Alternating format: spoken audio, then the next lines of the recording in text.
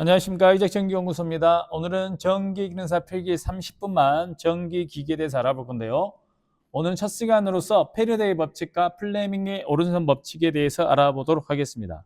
그래서 먼저 전기기기를 공부하실 때는 회전기와 정지기로 구분할 수가 있는데, 회전기는 발음이 제가 정확한지 모르겠지만 rotating machines, 그리고 정지기는 stationary machines. 그래서 축을 중심으로 회전하는 기기, 그래서 모터라든지 발전기가 대부분입니다.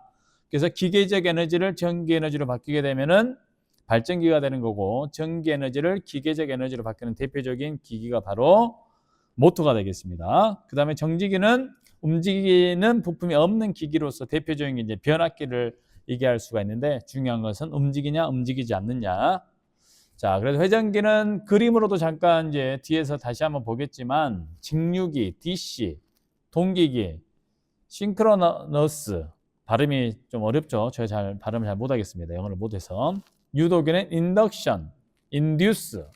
그래서 직류기에는 직류 발전기와 전동기가 있고, 동기기에는 이제 주로 발전소에 사용하고 있는 교류 발전기가 동기기의 대표적인 예라고 볼 수 있고, 그 다음에 삼상 유도 전동기라고 들어보셨나요? 엘리베이터 같은 경우에 산업 현장에서 가장 많이 쓰는 거, 전자 유도 법칙에 의해서. 물론 변압기도 전자 유도 법칙이긴 합니다. 그래서 유도기는 슬립이라는 개념이 중요합니다. 그림을 통해서 보게 되면은 직류기는 여기 보면 DC, 직류 딱 보이죠? 교류가 아니라. 동기기는 교류, 유도기도 주로 교류가 되는데, 간단하게 보면 이제 여기는 이제 정류자라는 게 있고, 뭐 계자 코일이라는 게 있고, 브러쉬가 있는 거고, 동기기에 보면은 슬립링이 있고, 회전자 슬립링. 틀렸습니다. 그래서 제가 참고로 말씀드리면, 이거는 AI를 사용해서 그림을 그렸기 때문에 약간의 오류가 있을 수 있습니다. 최대한 저도 찾겠지만 혹시라도 여러분들이 손해 가지 않도록 저도 최대한 찾아보도록 하겠습니다. 그래서 유도기는 고정자 코일이 있고, 뭐 농형 회전자가 있는데, 전체적으로 하여튼 직류기든 동기기든 유도기는 회전하는 것이다. 이 정도만 여러분들 기억하시면 되고, 자, 정지기는 변압기와 종류기가 대표적인 게 있는데, 변압기는 여기 보면은 1차 측과 2차 측이 있죠. 그래서 이거 같은 경우는 220을 12V로 낮춘 거 볼 수 있는데, 승합용 변압기가 있고 강압용 변압기가 있습니다. 그래서 뭐 자세한 것은 앞으로 계속해서 알아보겠지만, 오늘은 간략적인 것만 알아보겠습니다. 그래서 정류기는 교류를 직류로, 그래서 이제 대표적인 다이오드를 통해서 나타내는데, 어쨌든 정지기에는 이렇게 대표 나눌 수 있다는 얘기죠.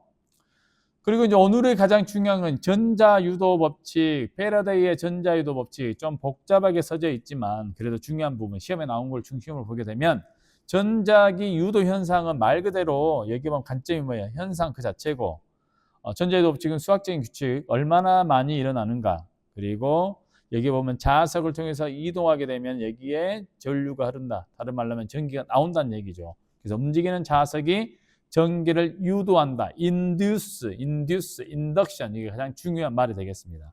그래서 자석과 코일 움직임을 통해서 관찰이 됐던 것이고, 패러데이의 전자유도 법칙은 바로 여기 보니까 얼마나 많이 일어나는가, 유도전압, 가문수, 변화의 속도. 그래서 이 시험에 나오는 것은 전자유도 법칙은 V로도 표현하기도 하고 E로도 표현하기도 하고 그래요. 그래서 코일 수를 시간에 따라서 자속이 얼마나 변하느냐, 그리고 시험에 나올 때는 이제 렌즈의 법칙은 방향을 얘기한다라고 얘기합니다. 그래서 패러데이의 전자유도 법칙에 대해서도 이제 문제를 통해서 많이 보겠지만, 간략하게 패러데이 법칙에 대해 알아봤습니다. 그래서 패러데이 법칙을 통해 가지고 변압기가 만들어진 거죠. 철심을 통해서 자속이 변화되면 그 원리를 이용해서 우리가 쓰고 있는 변압기가 만들어졌다고 보면 되겠습니다. 그리고 플레밍의 왼손 법칙과 오른손 법칙은 사실은 같습니다. 뭘 통해서 보면 이 중심을 보시면 돼요. 대신에 왼손을 전동기, 시험에 나오는 것은 오리발, 오른손은 발전기 이렇게 얘기하는데, 사실은 엄지도 운동이고 힘이고, 그러니까 우리가 가장 기본적으로 F, B, I 이렇게 얘기합니다. 그래서 F는 힘, B는 자속 밀도, 자기장의 방향, I는 전류 이렇게 생기는데 사실은 같습니다. 그래서 오른손으로 나타내면은 힘이란 얘기는 운동 방향이란 얘기 때문에 V로 많이 표현합니다. 전압 V가 아닙니다. 회전하는 V. 그리고 자기장은 똑같습니다. B. 그리고 기전력을 E로 표현을 합니다. 그래서 엄지, 검지, 중지가 사실은 같다는 걸 기억하시면 돼요. 그래서 FBI를 기억하면 되고 VBE를 기억하면 됩니다. 그래서 F는 이꼬로 VI 사인 세타.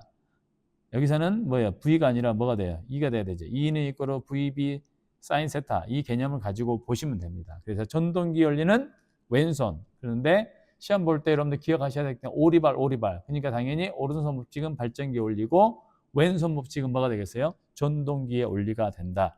그래서 회전하면은 전기가 나오는 거고 전기를 주면 회전한다. 그래서 시험에 나오는 것은 기능사에서는 일단 기본적으로 엄지, 검지, 중지의 방향을 가지고 방향에 찾아내면 되겠습니다. 감사합니다.